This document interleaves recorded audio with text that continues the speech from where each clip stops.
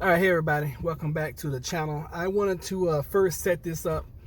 I'm very upset about what's going on, and I wanted to set this up, and I wanted to mention these gentlemen by names, because as I talk later on in the clips, I don't call them out by names, okay? So I want to mention Mr. George Floyd, Mr.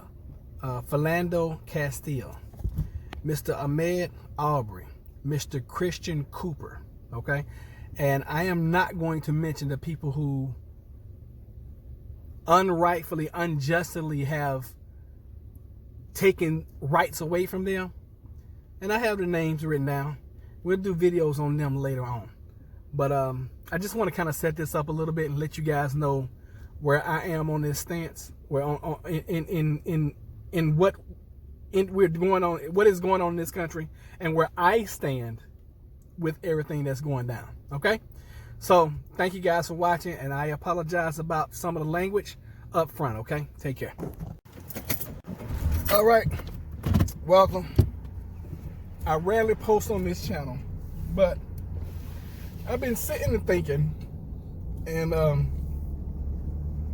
I don't really have another platform going right now where I can post this, okay? And this is gonna be more of a rant than anything, so if you don't like this type of stuff, then you can go ahead and click off now. But I gotta tell you guys, I am so irritated and pissed off right now with what is going on in our country, okay? Yesterday, we had an officer of the law put his knee on somebody. Put his knee into somebody's neck. Until, in my opinion, I don't have any kind of medical background. I just know how to breathe and I know how to eat, okay? But in my opinion, he asphyxiated this person to death. Now, I'm bringing this to a perspective of being a multiracial, mixed background, predominantly black, coming to you from having police training, because I'm a military policeman, and I'm coming to you as just being a damn human being, okay? The things that I'm seeing in our country right now, or for lack of better words, and I'm gonna try to keep the cussing down, it's just a doggone shame, okay? It's a doggone shame what I'm seeing. I'm seeing people being hunted down, driven down in the streets, and shot dead in the street for looking at a new construction. I'm watching people mind their own business, be in the park, watching birds. I didn't even know black people went bird watching. I didn't even know that was a thing for black folks. I mean, I was unaware of this. Getting the police called on them to the point where it reminds me of Emmett Till, where a white woman is accusing a black man of assaulting them or even looking at them the wrong way, and you're going to call for vigilante justice. What in the heck is going on? We live in 2020, and for those that are not real good at math, that's like a lot of years past like 1 AD, 2 AD, 10 AD. That is a lot of years past 16 and 1700s, 1800s. Emancipation Proclamation. It's a lot of years past the Great Depression and civil rights. We're talking about 1940, 1950, 1960-ish, 1970 kind of oppression, not only for black people, but for brown people, natives, whatever. It's time for folks to stop. Stop thinking you're better than somebody else. Stop thinking you're privileged because you are a certain heritage. Because guess what? Everybody is special. Everybody matters, okay? And I'm gonna give you guys my prediction, and I hope I'm wrong. I do a lot of predictions on plant-based homestead prep on my other channel, where a lot of things come to pass. But I'm gonna tell y'all this: if Blue Lives Matter right now, if Blue Lives Matter, Blue, you better stop doing what you're doing, because there will come a time when the people will rise up. There will come a time when the people are tired. There will come a time when you will get force with force. See, right now, the blue side, you guys have the advantage because the average everyday citizen like myself, we are still hoping and praying and wishing for the best. When it comes a time when the average citizen like myself has gotten irritated, fed up, tired, and outright pissed off about what Blue is doing, then the sad truth of the matter is, and I hate to say it, and I'm not calling for this, okay? Do not mistake what I'm saying. But if this keeps going, there will be blood for blood. It's only natural, it's only normal that will eventually happen. Now, I watched these two policemen on video, and Chow or whatever, whoever the Asian policeman was in the video, you're just as wrong. Shame on you as well. Because you sat there and you watched what was happening, and you did nothing. Nothing. You did nothing but co-sign what went down. You crowd controlled as your buddy, who, by the way, doesn't care anything about you either. Okay? Only thing y'all have in common is y'all blue. Because I guarantee, if the shoe's on the other foot, he'll put his knee in your neck too. I guarantee that. So you might want to watch yourself with your fellow brethren, because you're not exempt. But I think it's just, I'm furious, I'm pissed, I'm upset, I'm hurt, because I'm like, how many more are going to have to die in the streets? How many more young black men are going to have to die in the streets? And see, and that could have easily have been me. That could have easily have been Roderick Chappelle. Or worse, it could have been Roderick Chappelle Jr. You see, my son doesn't look like me. He looks like me in the face, but my son has an afro. My son has facial hair. My son looks like he could be a gangbanger. He looks like he could be a thug, you know? I was watching this gentleman earlier. He was doing a video about this situation, and he asked a very powerful question. He said, "What if that was someone that you cared about? What if that was someone you loved, laying on the ground, and somebody had their knee in the back of their neck? What would you have done? What if that was your mother, your brother, your father, your son? What was that? What if that was someone that you loved? Would you have been able to just stand there and watch your loved one die? Or would you have done something? And getting involved in that case, that might have cost you your life. Definitely jail time.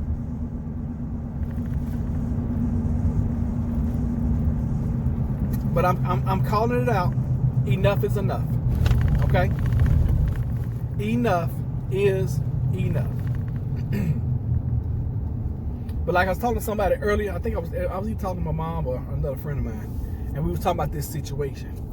And we was talking about how that wouldn't work in places like Virginia, where I live. That kind of stuff, I can't see that going down here. Texas, I really can't see that. And maybe I have more hope and more opinion of my fellow man than most. But I'm gonna tell you this: the moment is just like Martin Luther King Jr. said. Injustice for one is an injustice for all. And I'm paraphrasing that. That's not the exact quote, but it is such a true statement in itself. An injustice for one is an injustice for all. And as long as we, the people, as long as we keep allowing things like this to happen, they will continue to happen. All right? I don't know what the answer is. I don't know going forward what we're going to look like as a country. But I know if this continues, it's not going to be pretty. All right? So I needed to come in and I just needed to talk because this has upset me. And I think this one has upset me. I'm not going to say more than oh God, I wish I could remember the gentleman's name. I just called his name a few hours ago. The gentleman that was in New York who got, he couldn't breathe either.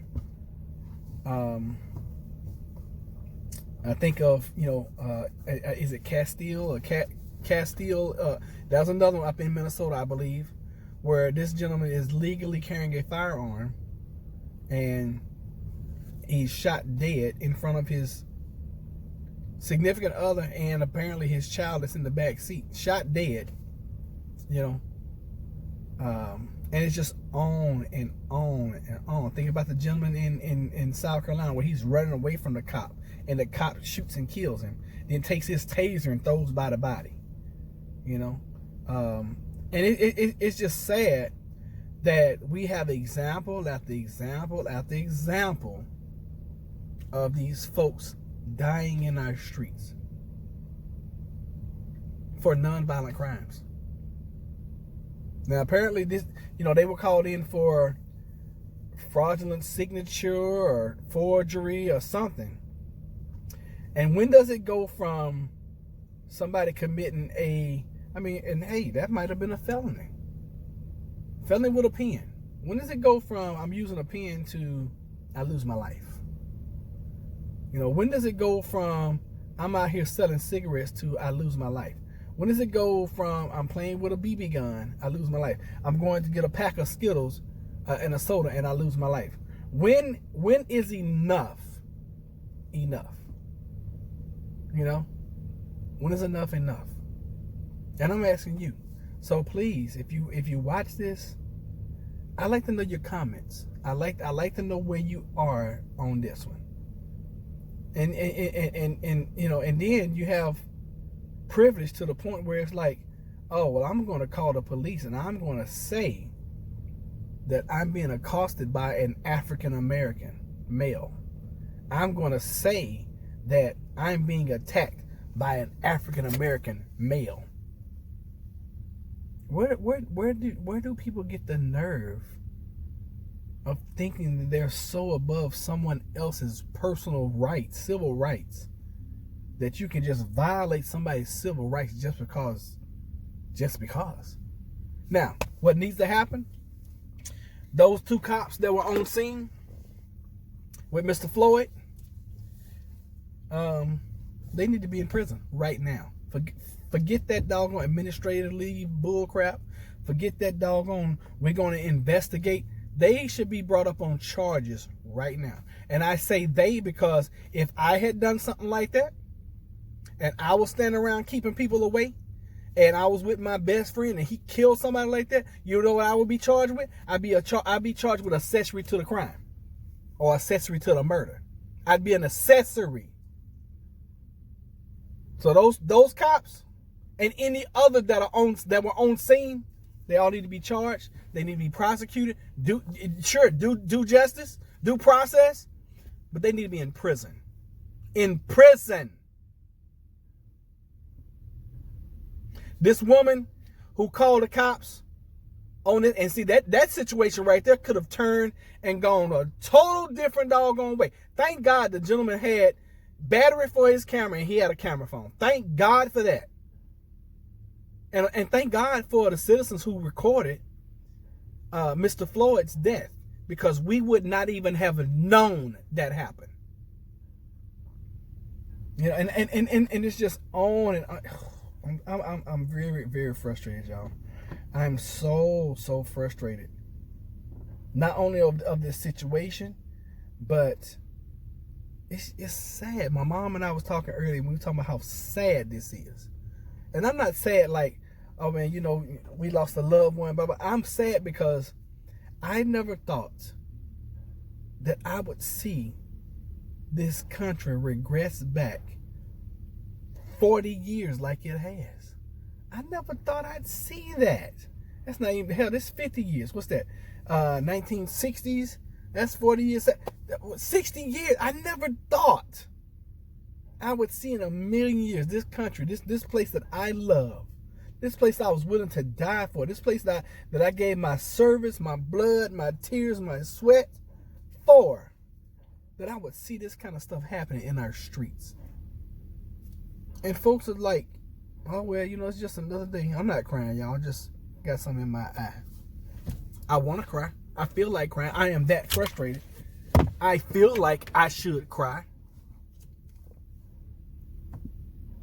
But that woman in New York, she shouldn't just lose her job. She needs to be brought up on criminal charges. And she needs to do jail time. Because if I call and if I report a false crime, guess what they're going to do to my little happy hips?